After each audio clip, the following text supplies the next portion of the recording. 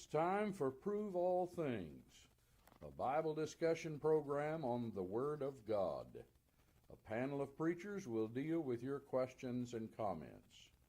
Prove all things, hold fast that which is good, abstain from all appearance of evil, and the very God of peace sanctify you wholly.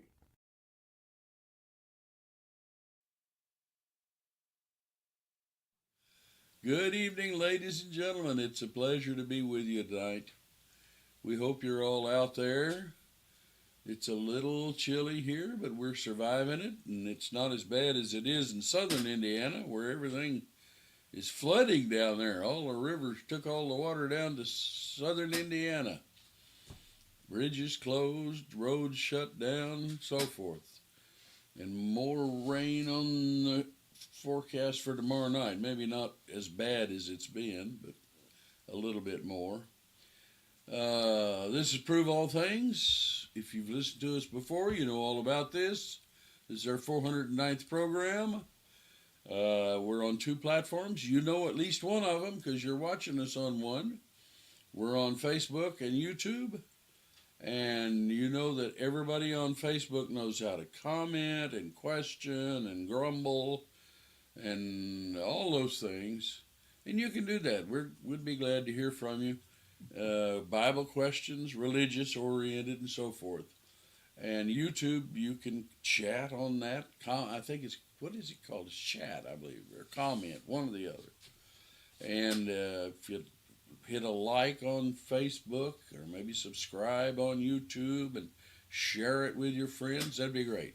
The program is brought to you with the High School Road Church of Christ, 3103 North High School Road in Indianapolis, Indiana. We're on the northwest side of the city, fairly conveniently located to two exits off of 465, which runs all the way around the city, and we're on the west side.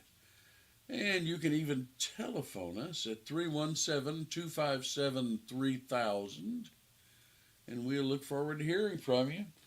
Our guest on the program tonight is John Hines, who is from here. Is North Ridgeville the town you're in? North Ridgeville is the town, that is correct. Which is the most stunning suburb of Cleveland that there is up there, right? It's a nice town. I mean, I'm not saying the standards are low around here or anything, but it's a nice town. I was actually kind of surprised when we moved up here. I didn't realize all these suburbs were around here, but there's a lot of stuff around Cleveland. Cleveland's a happening place. All righty. You said it was happening to snow up there this morning. Well, as the crow flies, we are only about, 40 miles from Canada. So. There you go. So oh, well. It was a little chilly this morning. Yes, and they're mad at us up there in Canada now. But why? I haven't heard anything. It's a tariff thing. Haven't you been reading the paper? Or nobody reads the paper anymore. Wait a minute. Oh yeah, that's all I've heard. Sorry, I had flipped. That's all you heard about. I see. With me again, who skipped last week. He was out flying around Indiana. Is Alan McKee. How are you, sir? I'm well, John. Good to be here. Thank you. How was lovely Frankfort, Indiana? You told me you flew up there. It was interesting just to see that they actually have an airport at Frankfurt. I didn't know that they had a little airport. There you go. And apparently it's quite popular with a number of the pilots in the area. Well, did you have a stewardess up there? Or? Oh, no. No? Not that big a plane, huh? No. Well, it's good. I'm glad you're back. Sure enough. We had, never mind. What? Go ahead. I was going to say, had Daryl and I wedged into the back seat. Woo! And that was a little cramped. Yeah. Because, Daryl's a big fella. There's a big boy.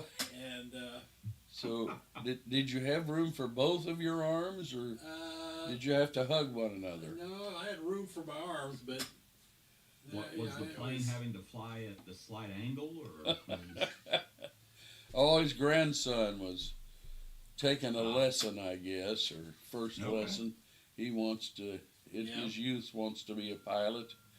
and they were giving him a tour of piloting. It sounded like he had a great time. So, anyway, is his grandfather going to pony up for lessons for the grandson? Not right away, no. Not right away. You mean eventually? It could happen. Who knows? The retired grandpa is going to pony up? You just never know, do you? Oh my gosh. You do have 4 other grandchildren, you know. Yes, I'm aware of that. They're going to expect equal treatment under the law. 5 other grandchildren. 5. By the way, that's right. Let's see. 2, 5. Yes. You got 6 grandchildren. That's right. All right. We're looking forward to talking with you. We had a question left over from last week. We'll go to that. This gentleman says, I met a lady that was from another denomination and agreed to meet all criteria to become not only a Christian, but desired to be a member. Given that she came from another denomination, we questioned her baptism. But she produced a note written in her Bible that said she was baptized for remission of sins with other honorable mentions. What do you think about that? John? One thing I'm curious about the other honorable mentions. What does that mean? I don't. Well, maybe good things that she had done. I guess I don't think it was she that wrote this in the Bible. It sounds like somebody else gave her the Bible and wrote that in. I guess I might ask her if did she feel like she was saved? So let me get it right. She wanted to be baptized. Apparently so. It says that she was baptized for the remission of sins. That's what it says. So she's wanting to be baptized. She was baptized. Is she wanting to be rebaptized? I don't think so. Oh. I think she thinks once was enough and they should accept that. But she wants to become a Christian? Yeah. I guess my point is, did she think she was saved before? And if she thought she was saved before, why does she feel like she needs to change? It's just one sentence, John. Give me a break here. Well, Turn him up. Okay. I would bring her to Ephesians, in Ephesians chapter 4, at verse 4, where it says, there is one body and one spirit, just as you were called, and one hope of your calling, one Lord, one faith, one baptism, one God and Father of all, who is above all and through all and in you all. And all of those things are connected, and she needs to make sure that she understands there's one faith, there's one body, and we are baptized into that one body, according to 1 Corinthians chapter 12. And whatever body she was baptized into before, she must be thinking that was not the Lord's body. Otherwise, why would she want to change? And she needs to understand you're baptized into the body. And there are denominations that do believe in baptism for the remission of sins, like Pentecostals, but they're not the body of Christ. And we are baptized into the one body. And sort of like those folks, once again, in Ephesus, they've been baptized into John's baptism.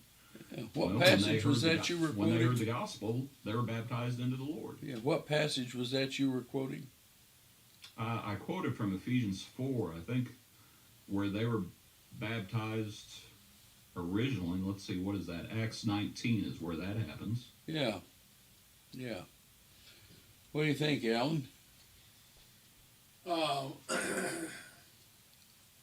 I'm thinking that if a person has been baptized for the remission of sins in the name of Jesus Christ, or by the authority of Jesus Christ, then that should be sufficient. Regardless of what denomination it happened at, if that was the case, that person is at that point a member of the Lord's church,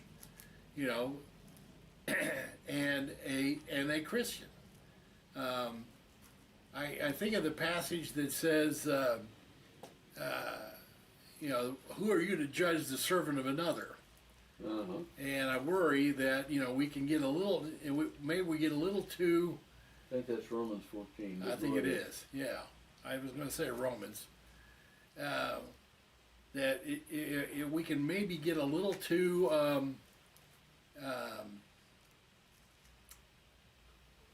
cautious on and if she should later decide maybe I should be rebaptized because maybe I didn't know everything I needed to know, but if she feels at that time that she was baptized into Jesus Christ for the right reason, then let it go. Let it be. Well, the reason I asked John What what passage he was quoting us us is I was thinking of 1 Corinthians 12:13. So, remission of sins is not the only reason we're baptized. 1 Corinthians 12:13 says, by one Spirit are we all baptized into one body, whether we Jews or Gentiles, bond or free, and have all been made to drink into one Spirit. So, if she was a member of a denomination, did she believe that the baptism added her to the Lord's body, or added her to whatever denomination that was? So that there is another element involved in baptism. We had a situation like that, maybe before your time, since you're just a young fellow here at High School Road. We had a lady that came to us, and she would basically saying the same thing. She had been, before she was married and learned the truth, she had been an American Baptist. And she said that, and I think it is true, I did a little research at the time, that the American Baptists, I don't know if they still do, but anyway, that's one of the umpteen Baptist denominations, baptized for the remission of sins. And I can't remember, I think we accepted her with warnings that she needed to be careful about it. And this passage in 1 Corinthians 12:13, was she baptized into the Baptist church, or was she baptized into the Lord's body? So we accepted her, but later in life, as you've indicated, I think she began to have concerns about that, and she wasn't a member at High School Road then, but I'd heard that she had been baptized in the Lord's body at a later date. I don't know anybody else to ask. Has anybody got a stand? The one that I recall as a very young guy,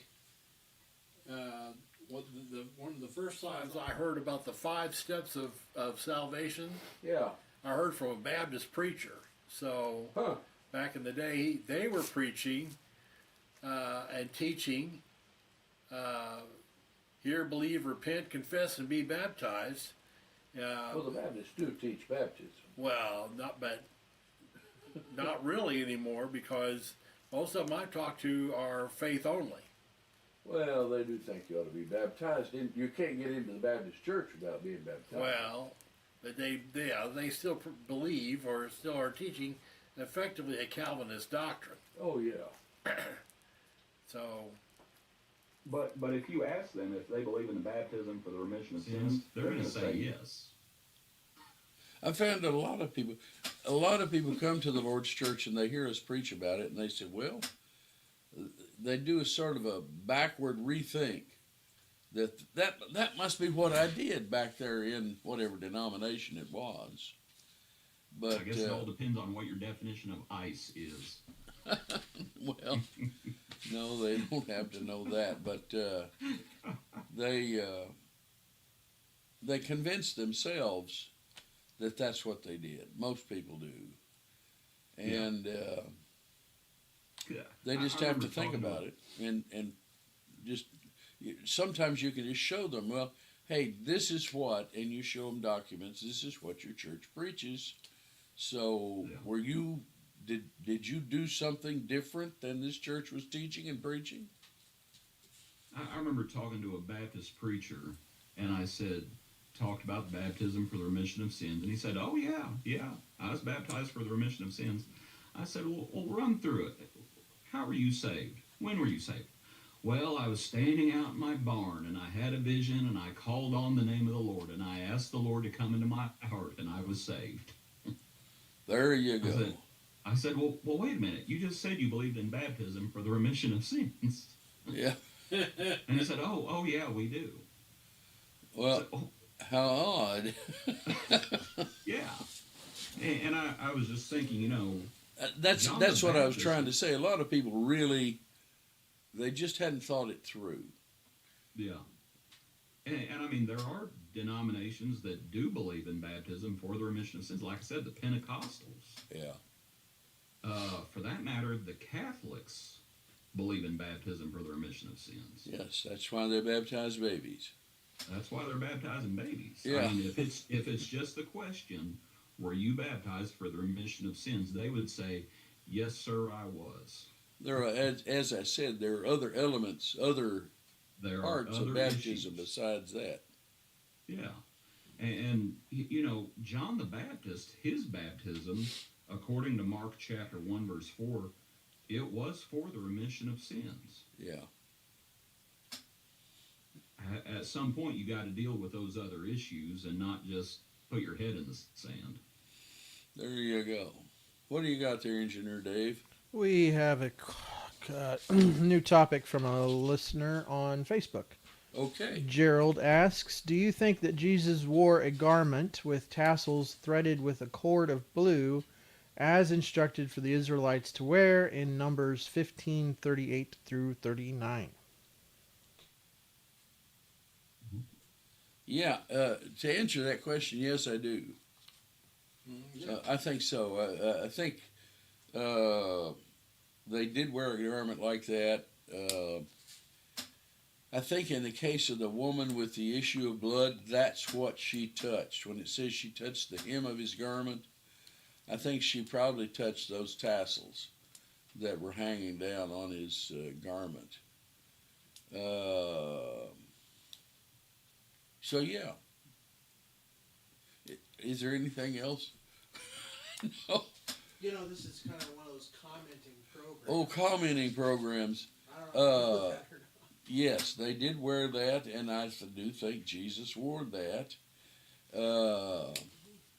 The question, did he have to? It's kind of similar to the question about his paying taxes. They asked him, are you going to pay the temple tax? And he said, well, I don't have to, but I will.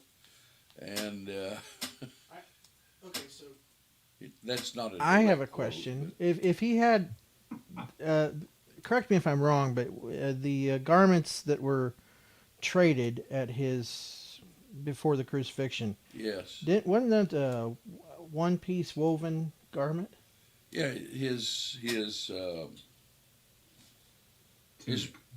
robe was one piece, yes. Okay. So it couldn't be divided. He would have worn a turban. So the tassels would have been on the turban? No, the tassels, were like around their waist and they hung down. Yeah, like a belt sort of thing. In which he would have worn a turban. He would have worn an outer garment, an inner garment. He would have worn a girdle, which is probably a reference to what these tassels were attached to, and maybe sandals. Usually they point out that there were a quaternion of soldiers, 4 soldiers who took him to the cross, and I think I just named 4 types of garments. They were unable. No, there would have been 5 garments, but the 5th was his outer garment, and that would have not been something they could divide because it was woven, and if they'd tried to divide it, it would have just unraveled. So they cast lots for that outer garment. What do you think? You guys are being awful quiet. I would just say whatever the law was, he kept the law.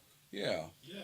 I mean, he didn't come to destroy the law. He came to fulfill it. He was born of a woman under the law, and if that's what the law said, that's what he did. There you go. I don't think he ate pork either. Whatever. We know that he paid the temple tax. He offered sacrifice,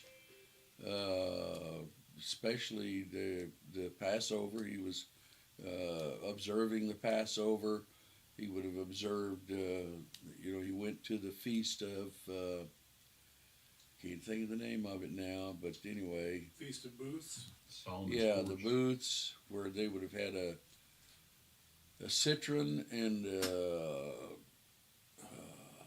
they had, was it palm? It wasn't palm, it was something else. Some of the leaves in their hands that was part of that celebration.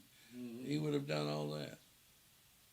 If he would not have worn those things and the law demanded it, that would have just given the Jews more ammunition against him. Yeah. See, yeah, exactly. And he generally, I think, observed the commands about working on the Sabbath. He said that there were some exceptions. You could heal on the Sabbath, and the men who were hungry could eat on the Sabbath, the heads of grain.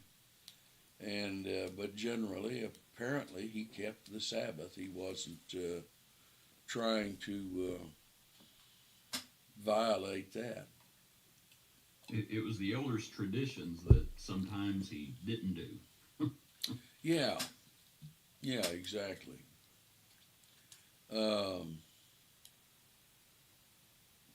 Guys, you got anything else there to say? Gerald comments back. He just says Numbers 15 gives a description and purpose. Yeah, somebody read Numbers 15:38. Speak to the sons of Israel and command them that they make fringes In the borders of their garments throughout their generations, and that they put the fringe on the borders of the borders a ribbon of blue. And it shall be to you a fringe that you may look upon it and remember all the commands of Jehovah and do them, and so you may not seek after your own heart and your own eyes, after which you prostitute yourself. Yeah. I was talking, I think last Wednesday, all of this runs together in my mind. I was talking about Bartimaeus, and one of the points I make, the Bible makes it, and I just try to emphasize it, is that when he was called to come to Jesus, he left that garment. Yes. And he was blind, so there wasn't any good real possibility of his getting back to it. These garments were so terribly expensive. They didn't have a change of 15 changes of clothes they kept with them. They'd had one of those garments, and he came to the Lord leaving the garment behind, and of course was seeing, so he could have found it again, but he left without any real hope of getting back to it. And I usually use that as a tie-in with Hebrews 12. Well, it's an Let's example. lay aside every Yeah. sin and everything that besets us. And it's an example of faith. He Apparently, apparently truly believed Jesus could cure him. that was his one hope. All right, what do we got? Is there anybody listening besides Gerald? There's thousands. Oh, really? Well, say Heidi. Let me look over here and see what I've got that's been written in. I got quite a few, actually. This fellow asked, John, is the God of the Old Testament different in his approach to man than the God of the New Testament. He says, I'm not saying there are two different gods. God is one. Did he approach man differently in the Old Testament than the New?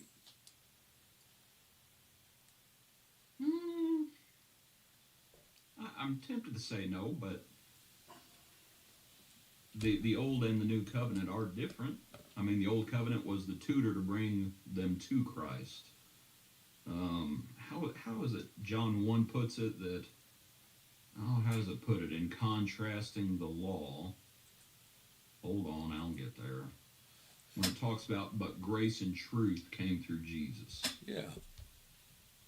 Yeah, that's John 1:17. For the law was given through Moses, but grace and truth came through Jesus Christ. God didn't change, but it's a different dispensation. In the old law, the blood of bulls and goats would not take away sin. The law did not really provide for the forgiveness of sins. It's all looking towards Jesus.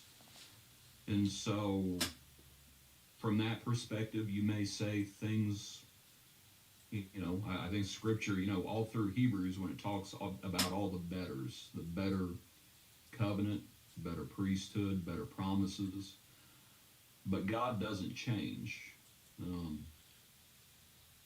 In that sense, I don't know if that's where the fellow was going with it. I would also say in the old law, God's dealing with Israel.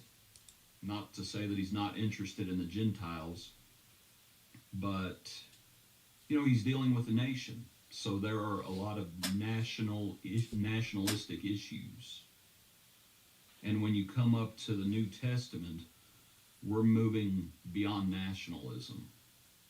And we're dealing with the true Israel of God. We're dealing with the faithful. And so in that sense, there are differences, but I understand perhaps where the fellow's coming from. I don't know exactly, but... Well, it's just a different... Okay, I'll talk about it. Go ahead. I've been talking too much. It's your turn, Alan. Well, I was looking over in Romans. This is Romans, the 8th chapter.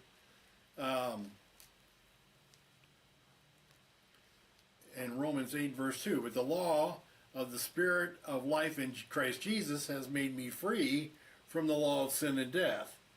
And to go where John was going, we understood that the law, as we pointed out, the blood of bulls and goats could not take away sin. But now we have that law, as it says here, in the life of Christ Jesus, has made me free from that law of sin and death. Yeah. And so we also have the point of that the Gentiles now are accepted to God by God. And so God has God told him back in Jeremiah, you're going to get a new covenant. There will be a new covenant. And so in that sense, yes, he is dealing with mankind differently than he did in the Old Testament. He told him that was going to happen. He told him, there's going to be a new covenant, and it's going to be a different way of how things work. It didn't change. What hasn't changed is that God still requires and insists on obedience. He insists on obedience to his will. He insists on obedience to his Son. He still requires a sacrifice. He still requires a sacrifice. That's right. But has he changed in the approach? Yes, according to exactly as he said he was going to. Well, but yes, has he changed the approach? Yes and no. The point is that the sacrifice is better now, is complete. I turn to a passage, we never have used it in this regard, but I think it applies. It's in 1 Corinthians 13 and verse 9. Usually we apply this to, the New Testament period before the Bible was finished, but it goes way beyond that. He says in verse 8, love never faileth, but whether there be prophecies, they shall fail. Whether there be tongues, they shall cease. Whether there be knowledge, it shall vanish away. For we know in part, and we prophesy in part. But when that which is perfect is come, then that which is in part shall be done away. And he says, when I was a child, I spake as a child. I understood as a child. I thought as a child. When I became a man, I put away childish things. Now, in Galatians, the 3rd chapter, he says the law was our schoolmaster to bring us unto Christ. So apparently, the Lord spent, as best we can tell, 4,000 years getting ready, preparing men through the law and sacrifices, and then finally we've graduated. So that which is perfect is come. The passage you quoted was in Romans 7, and he says there in Romans 7, if there had been a law given that could provide righteousness, righteousness would have come by the law, but the law could not do it. He wanted mankind to see that they could not accomplish their own righteousness. It was an object lesson. And so the better sacrifice of Jesus Christ was necessary. And apparently, he felt that man, right after Adam's sin, was not ready to understand that. And so, no, was God different? No. He still requires obedience. He still requires a sacrifice. The sacrifice is Jesus Christ. But he loves us. He loved us all along. He gave us promises all along. He promised the Gentiles all along. And that there would be a blessing. Romans, the 3rd chapter, indicates that those who lived under the law would live under the law, those without law. So he said they kept the law better than those who lived under the law. So God's loved us all the time. And finally, his grace in the sacrifice has been revealed. So no, there isn't any difference, except the gospel is perfected, is proclaimed, and in the Old Testament, everything was looking toward it. Hey, John. This. Can you read the original prompt again? Sure. How did he put it? Is the God of the Old Testament different in his approach to man than the God of the New Testament? And they always want to contrast the Old and the New Testament. Mm-hmm. And it's interesting, I was just thinking about how the Judaizers kept wanting to take people back to the Old Testament, but they only wanted to take them to the law.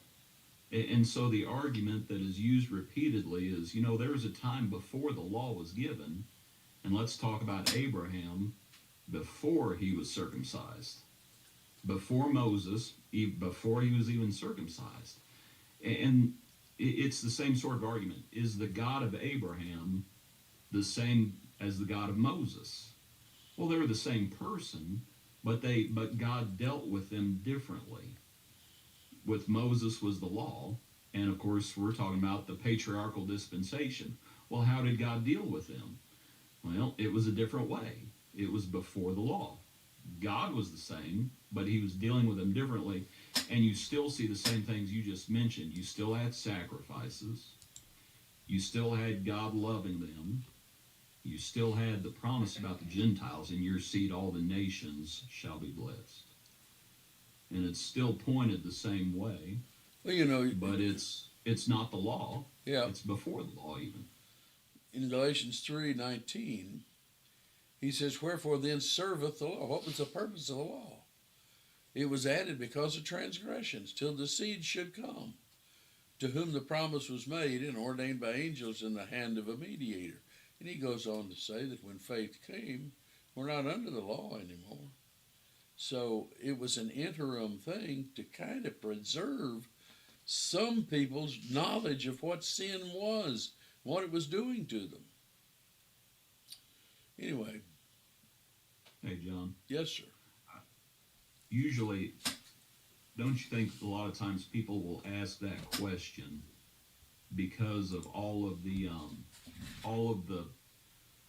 blood and gore of the wars that happened in the Old Testament when Israel would go to war, Philistines, and it talks about it in graphic detail, and that's why I mentioned God was dealing with them nationally.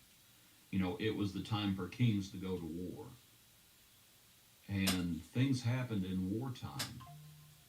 And now when we come up on this side of the cross, we recognize those things were just a shadow, and the weapons of our warfare are not carnal. They're still mighty for pulling down strongholds, but they're not the same.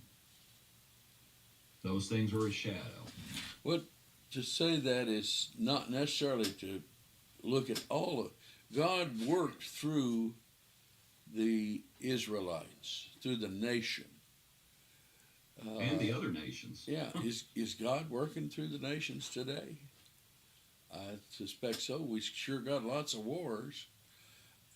I'm not bragging on the U.S. and saying the U.S. is doing God's work as opposed to some other country, but this is something we don't know.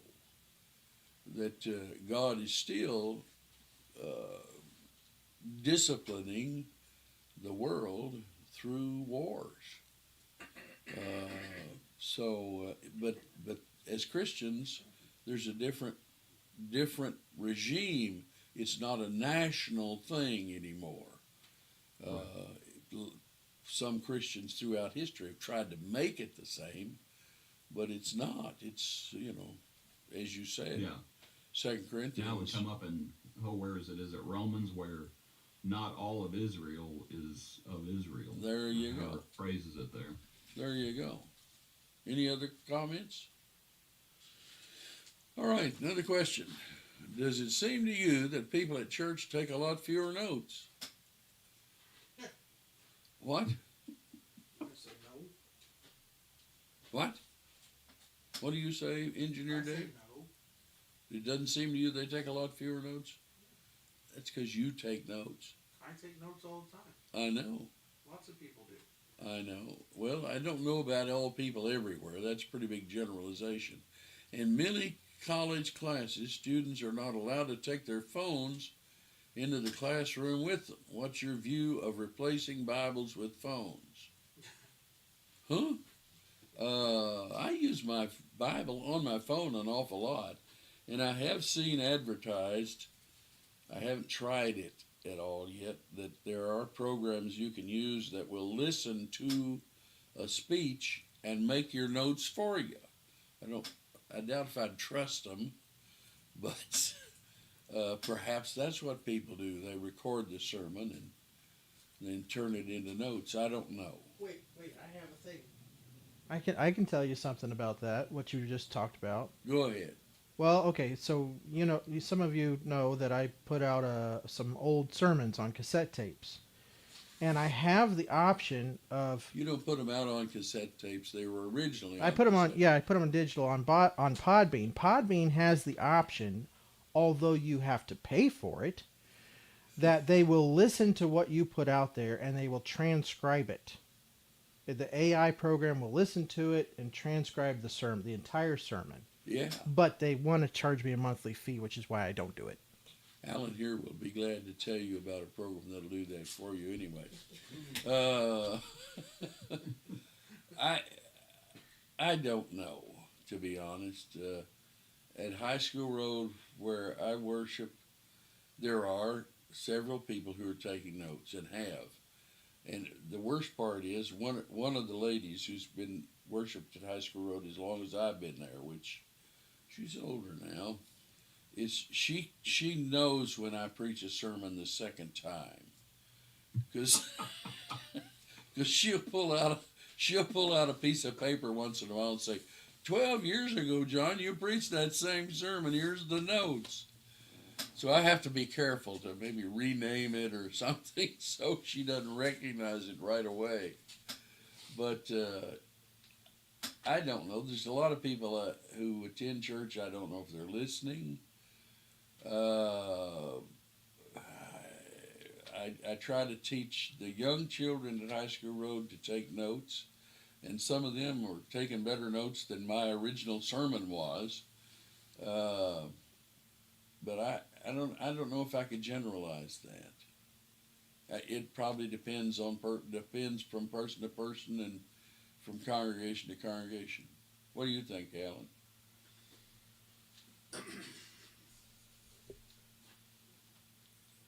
I admit I don't see a lot of folks taking notes, other than the kids. Like you said, they're up there in the front, and they're all taking notes, and I find that encouraging. I find that somehow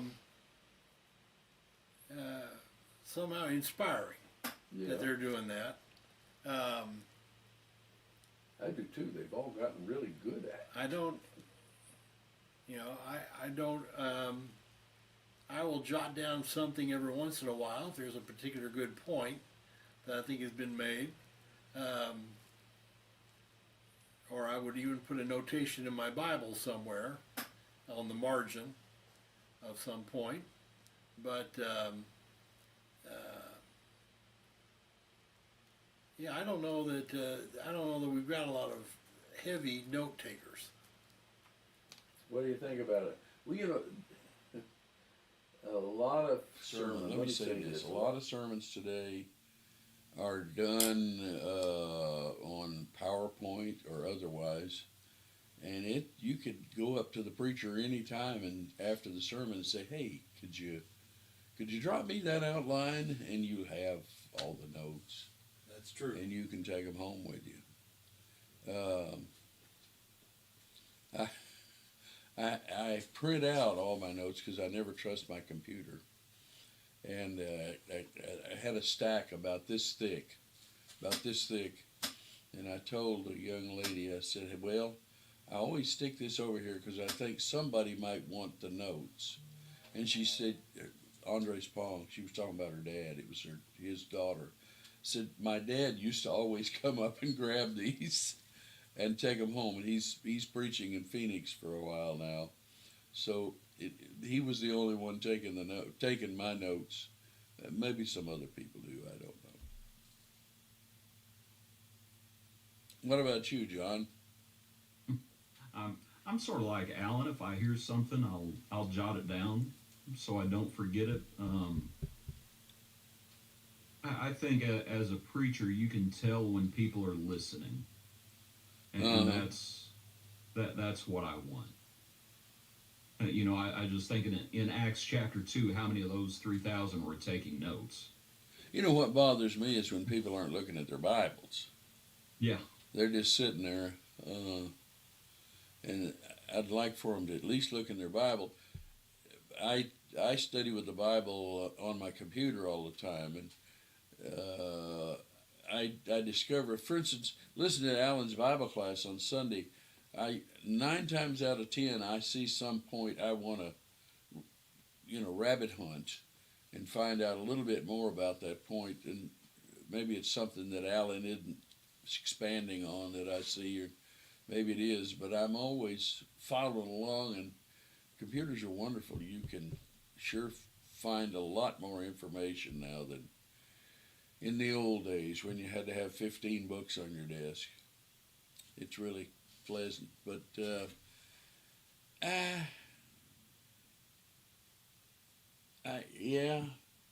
I'm not opposed to taking notes, but I know people learn in different ways, and faith comes by hearing, and hearing by the Word of God. I want them to be hearing. I understand it. He does comment about this. He says in many college class, students are not allowed to take their phones into the classroom with them. Yeah.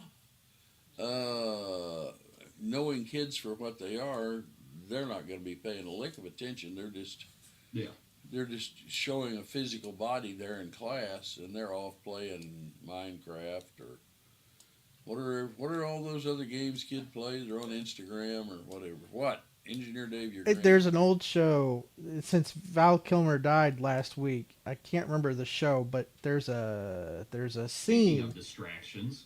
No, this is true. There's a scene in that movie where all the kids in the college class go for about 5 minutes, put the recorder at their desk seat, and they leave and do something else while the recorder records. Yeah. So they can listen to it in their own sweet time, I guess. Yeah. I can't get over the fact I've got a couple of kids that are in college now. I can't get over the fact that so many of their classes are online now. My goodness. You don't go to class. How are you going to meet women? If you don't go to class, look around. So I fussed Hey, at John. some of my grandchildren. I said, "Don't you meet him?" No, all my classes are online. I just stay at home. But go ahead. You know, the question was, does it seem like less and less people are taking notes? Could I ask a follow-up question? Does it seem like less and less preachers are doing bulletins? Yes, I think so. I don't do a bulletin. I used to. You should do a bulletin. Okay. I should. Dave did for a while. It's a lot of work. I know that. It's a lot of work. And I know I've heard other preachers talk about not doing bulletins because they became discouraged when people weren't reading the bulletins. Yeah. They would just leave them in a pew and take one and fill in all the O's during a sermon, looking like they were taking notes. Well, I used to do a bulletin. We mailed it out to a lot of people, but it got expensive, and I don't know. I decided to spend my time elsewhere on other things. But I appreciate your rebuke. I've seen your bulletin. You do a wonderful job of it, by the way. Say that with a straight face. No, you do a wonderful job. I have saved just about every bulletin you've ever sent me. You and your dad. People always ask me why I do a bulletin, and I always refer to you, and you probably know why. I don't know why. Because of what led to my father obeying the gospel. Ah, well, that was And wonderful. I'll tell a story that you were sitting 2 seats in front of him before. I don't know. Had he met Mother yet? No, I don't think so. And you two were in class? Where were y'all in school at? He and I went to school. When I first met him, we were going to school there in northern Kentucky at it was then an extension of the University of Kentucky. Now it's Northern Kentucky University. And then we finished out in Lexington at UK. And so the story that he told me was that you gave him a bulletin. It had the plan of salvation in it. He looked it up in his own Bible, and he went out that day or so and obeyed the gospel. Well, there was a little more to it than that. Well, And I appreciated it. He and I had talked about religion for a couple of years, and I had just about given up on him. That felt like I was just wasting my breath. You're ruining the story. I know, but I'm telling you the truth. And then nobody knows this or cares about it. One day he was in an apartment with some other guys in Lexington, and I was what do you call it when you're going back and forth? Commuting. I was commuting from northern Kentucky. So I would come in usually when I got there, and I'd go up to their apartment and check on things. And I came in one day, and he said, "Hey," he was baptized over at, there was a Church of Christ close to him over there, and he had called him up and said he wanted to, and I really appreciated that. Because I didn't baptize him. It wasn't me. He had discovered the truth, and I'd been teaching him a long time, and he had finally accepted it.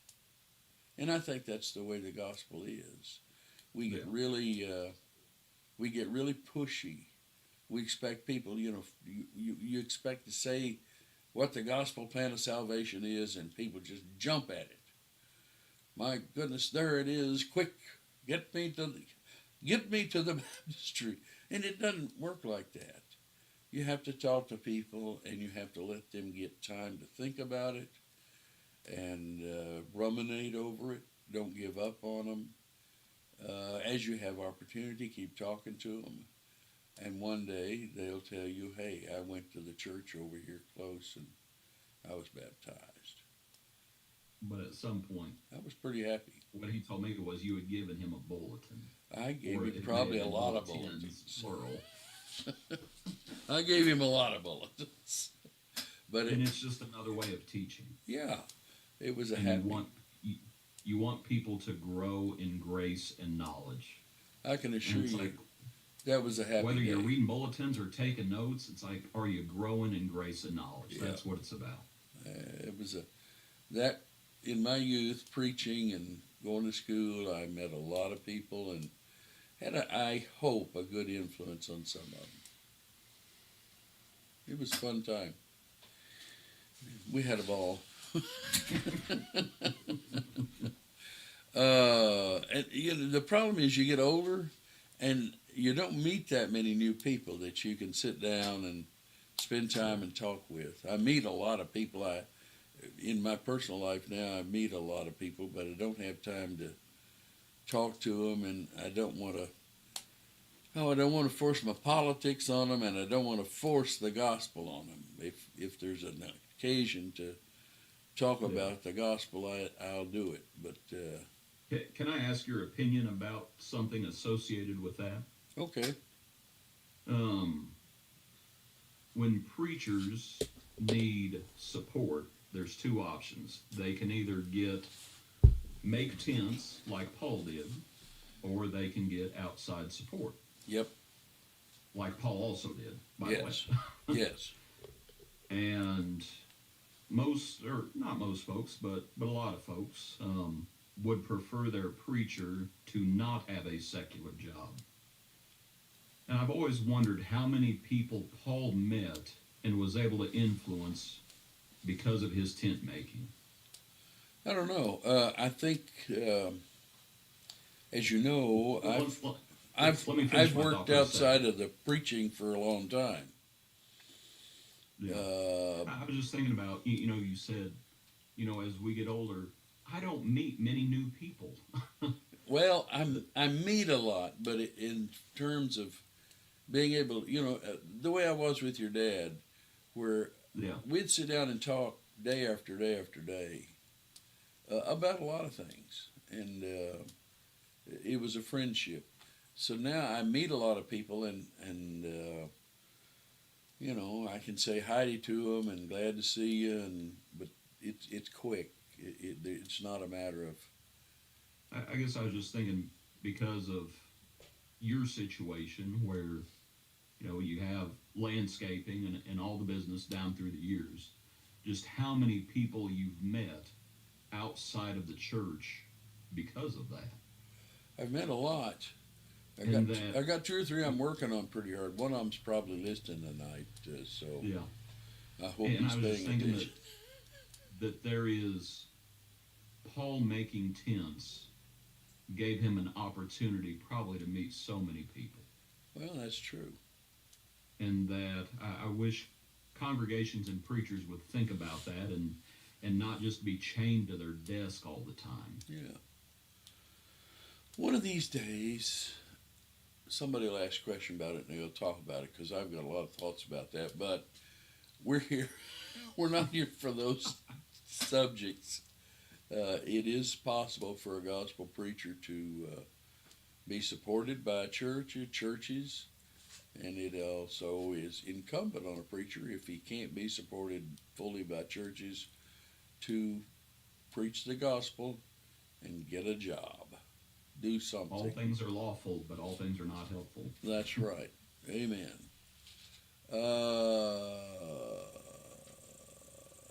Okay. Oh my goodness, we're talking too much tonight. We'll move on. We've only got 5 minutes, 4 minutes left. Tell everybody about your dad has a wonderful bulletin. I've told everybody about it, but yours is also very good. Tell everybody about it. Because I get everything from him. No, well, you get a lot from him, by the way, but you do a pretty good job, a thoughtful job writing too. Yeah, we share bulletin material. I've I'm seen a glad lot to of do your that. stuff in his bulletin. Yep. We are reciprocal in There our you go. bulletins. But yeah, I put out a bulletin each week, and if anyone's interested, I have a email mailing list. I'd be more than happy to put anybody on that. You can visit the church where I preach. It's North Ridgeville Church Christ, nrcoc.net. You can get on there and subscribe to the bulletin, and I have daily videos and daily songs and bulletins, and every sermon's on there, all that good stuff. But we meet at 36364 Chestnut Ridge Road here in North Ridgeville, and we are just southwest of Cleveland. We meet Sunday mornings, 9:30 and 10:30, and Wednesday nights at 7 o'clock. So if anyone's ever in the Cleveland area, we'd love to see you. Stop in and visit and worship with us. We'd be glad to have you. When are you coming this way to visit your loving parents and brother and sister? We'll be there this summer And uncle. sometime. This I think summer? they're That's a coming up long to time actually from visit now. us here in a week or so. Oh, are they? Well, that'd be nice.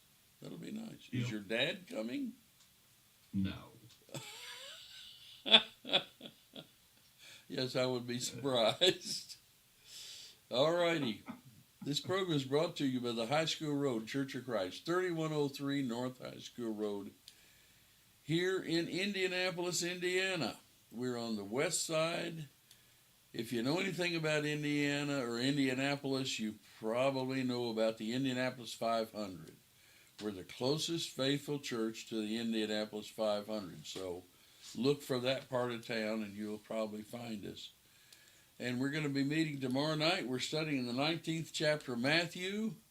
And I think we're going to study about the rich young ruler tomorrow night.